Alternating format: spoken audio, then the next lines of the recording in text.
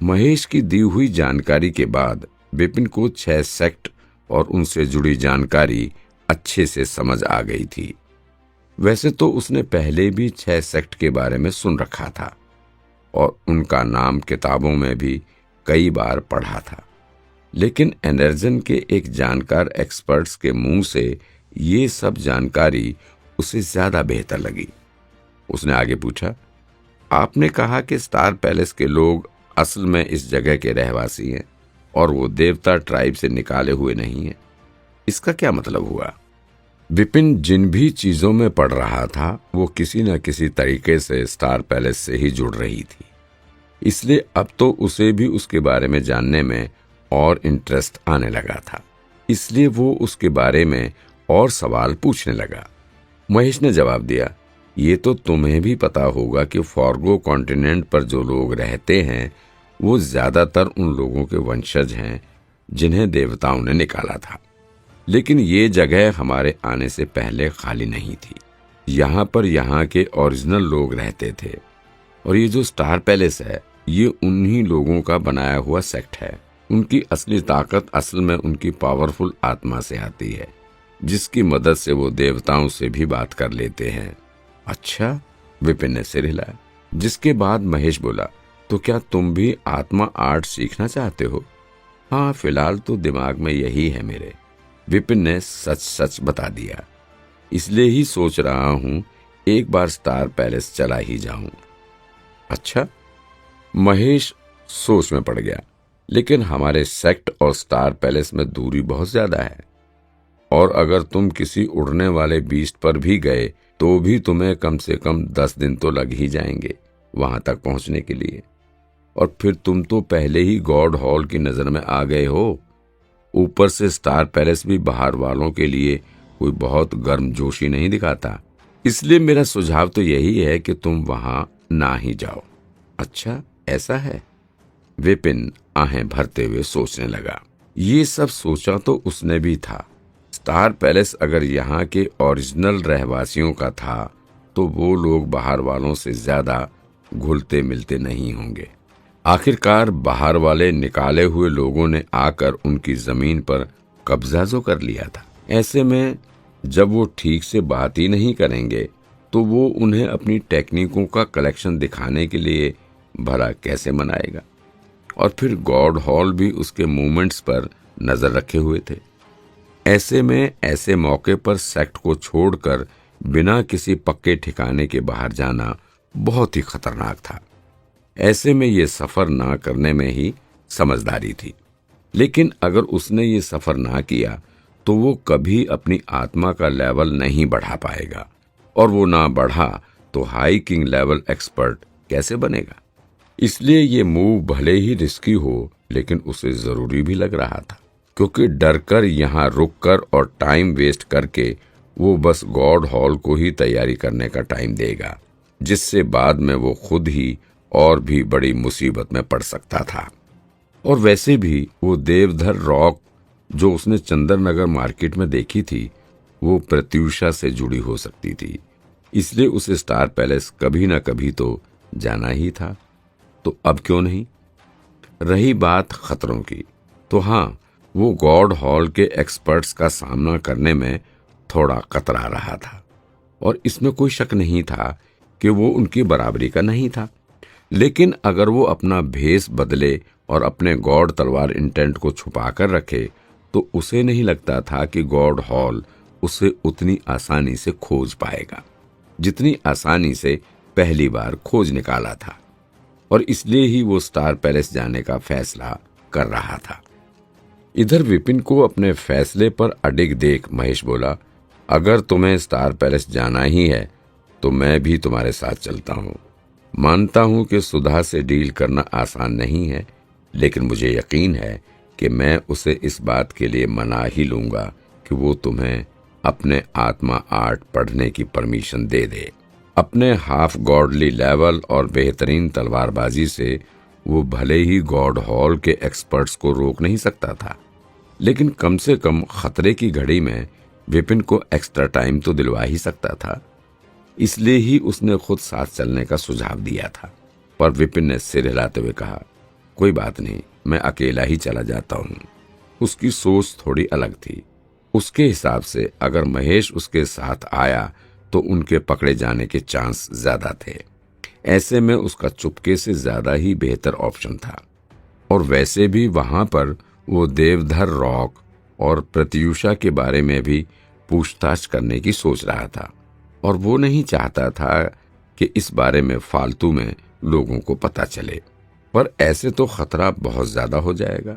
महेश ने उसे समझाने की कोशिश की, जिस पर विपिन बोला, मैं समझता हूं कि आपको मेरी चिंता हो रही है, लेकिन मैंने गॉड तलवार इंटेंट समझा है, और ये तो आप भी कई बार कह चुके हैं कि कुछ वक्त बाद मैं खुद सेक्ट लीडर बन जाऊंगा।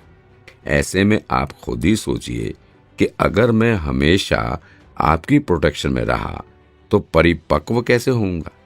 एक तलवारबाज का मिजाज वो सैल बैल जैसा होना चाहिए, जो बेहिचक सामने आने वाली रुकावटों को तोड़ डालता है, क्योंकि अगर उसके मन में डर रहा तो उसकी तलवारबाजी में भी डर साफ दिखाई देने लगता है। लेकिन फिर भी महेश ना कहना चाहता था, लेकिन जानता था कि विपिन जो बोल रहा था वो कुछ कुछ सही था। खतरों से लड़कर ही लड़ाकू परिपक्व होते थे और उनकी तलवारबाजी में भी निखार आता था। तभी तो खतरों से जूझने वाले, अपनी तलवारबाजी को टेस्ट करने वाले अक्सर बहुत तेजी से तरक्की करते थे, क्योंकि ऐसा किए बिना टॉप पर पहुंचा ही नहीं जा सकता था। ऐसा नहीं था कि इंसान को सावधान नहीं रहना चाहिए, लेकिन कभी कभी खतरे में जाना और उन्हें भी पूरी हिम्मत और बुद्धिमानी के साथ पार करना आना चाहिए। क्योंकि अगर कोई तलवारबाज अपनी निर्णय क्षमता खो दे तो उसी दिन से उसकी तलवारबाजी भी कमजोर हो जाती थी। ये सब सिर्फ कहने वाली बातें नहीं थी, ऐसा उनके सेक्ट में सच में हो चुका था। 1000 साल पहले एक सेक्ट लीडर था जिसकी तलवारबाजी ऐसे लेवल पर पहुंच गई थी कि पूरी दुनिया में भी उसका कोई सानी नहीं था। लेकिन बदकिस्मती से एक दुर्घटना में उसने गलती से अपने दोस्त को चोट पहुंचा दी, जिससे कि वो अपनी ही तलवारबाजी और अपने ही रास्ते पर सवाल उठाने लगा।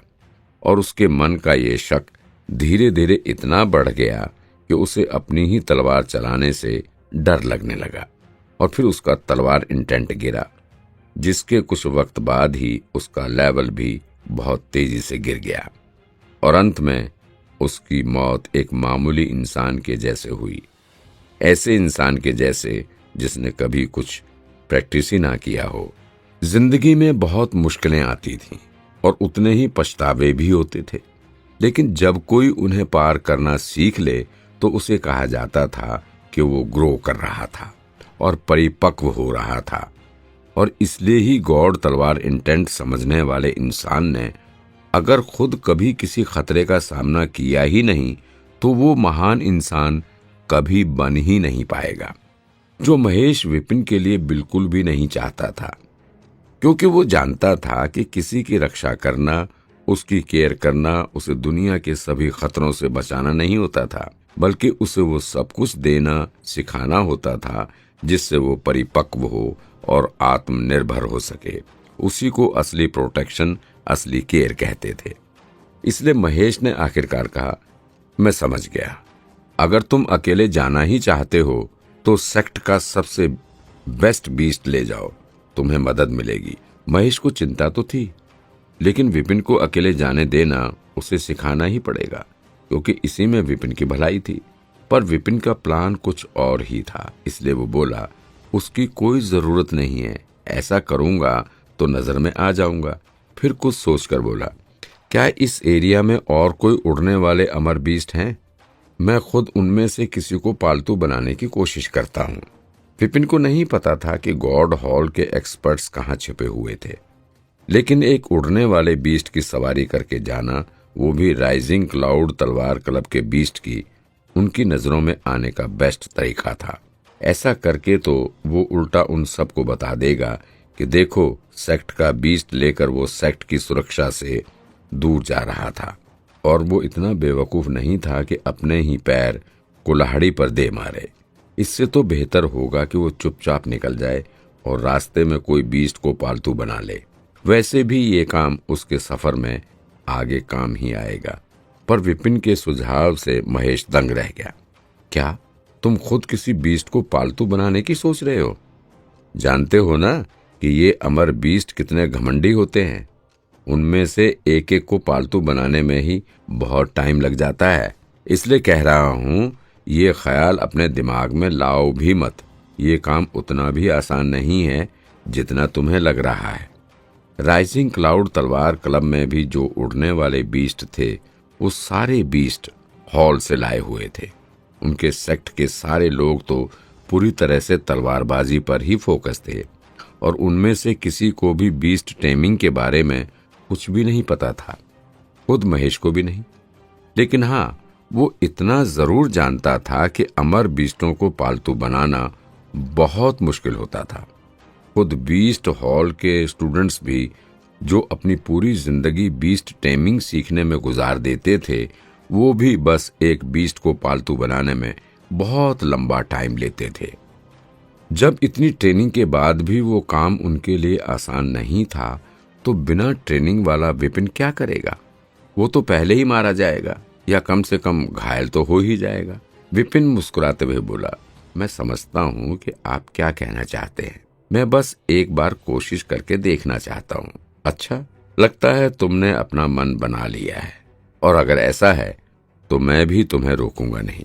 ये लो, ये एक प्रोटेक्शन ताबीज है जो मैंने खुद बनाया है। खतरे के वक्त तुम इसके अंदर अपनी एनर्जी डाल देना और ये तुम्हारे आसपास लाइट का एक डिफेंस दीवार बना देगा, जो तुम्हें हाफ गॉडली लेवल के एक्सपर्ट्स के भी एक बार से बचा लेगा। कहते हुए महेश ने विपिन को एक टोकन दे दिया। थैंक यू, विपिन ने कहा और टोकन अपने पास रख लिया। फिर महेश बोला, रही बात एरिया में बीस्टों की, तो यहाँ से 5000 किलोमीटर दूर क्लाउड माउंटेन पर बहुत सारे हाइकिंग लेवल और अमर जीव लेवल के बीस्ट हैं। बीस्ट हॉल पहले भी कई बार वहां अपने लोगों को भेज चुका है उन्हें पालतू बनाने के लिए, लेकिन आज तक कोई भी सफल नहीं हो पाया है। इसलिए अगर तुम्हें वहां जाना है तो सावधान रहना होगा। विपिन ने सिर हिला दिया, जिसके बाद उसने स्टार पैलेस की लोकेशन पूछी और भी कुछ सवाल पूछे, और जब उनके जवाब उसे मिल गए तो महेश को अलविदा कहकर वो वापस दीपक के घर की तरफ चल पड़ा। तब तक रितिका को भी संजू से मैसेज मिल गया था और वो भी चंद्रनगर मार्केट से वापस आ गई थी। घर आने के बाद विपिन ने दीपक से कहा, दीपक, मैंने रितिका को भी अपना डायरेक्ट स्टूडेंट बनाया है, इसलिए आज से वो तुम्हारी सीनियर होगी। जी टीचर, सीनियर। दीपक ने दोनों के आगे हाथ जोड़ लिए। उसके बाद विपिन ने उन दोनों को 2 टोकन दिए और कहा, ये वो ध्यान टेक्निकें और तलवार आर्ट है जो फ्यूचर में तुम्हें प्रैक्टिस करनी है। इन्हें देख लो और कोई भी सवाल हो तो बेझिझक पूछ लो। जी टीचर, दोनों ने कहा और टोकन को देखने लगे। टोकन के अंदर ध्यान टेक्निकें थी और कुछ गाइडेंस थी कि फ्यूचर में उन्हें किस दिशा में आगे बढ़ना चाहिए, जिसे देख दोनों उनमें ही गुम हो गए, क्योंकि वो टेक्निक और तलवार आर्ट दोनों ही कमाल के थे और एक झलक में ही दोनों समझ गए कि अगर उन्होंने उसे प्रैक्टिस किया और उसके हिसाब से चले तो बहुत तेजी से अपना लेवल बढ़ा पाएंगे। एक बार जो उन्होंने टेक्निकें देखनी शुरू की तो वो उनमें इतना खो गए कि कुछ देर बाद पूरी टेक्निक पढ़ने के बाद ही उन्होंने सिर ऊपर उठाया और सिर उठाते ही सवाल करने लगे। उन्होंने हर वो सवाल किया जो उनके दिमाग में आ रहा था और विपिन ने भी बड़ी शांति से उनके सभी सवालों के जवाब दिए, जिसके बाद वो राइजिंग क्लाउड तलवार क्लब मिस्टिक हॉल में गया और उसने वहां पर स्टैंडर्ड जीवनी गोली और सुपर जीवनी गोली की 2 बोतलें खरीद ली, जिन्हें उसने अपने दोनों स्टूडेंट्स को देते हुए कहा, ये है वो जीवनी गोलियां जो तुम्हें अपने लेवल बढ़ाने में काम आएंगी। मैं आशा करता हूं कि अगली बार जब हम मिलेंगे तो तुम मेरी आशा पर खरे उतरोगे।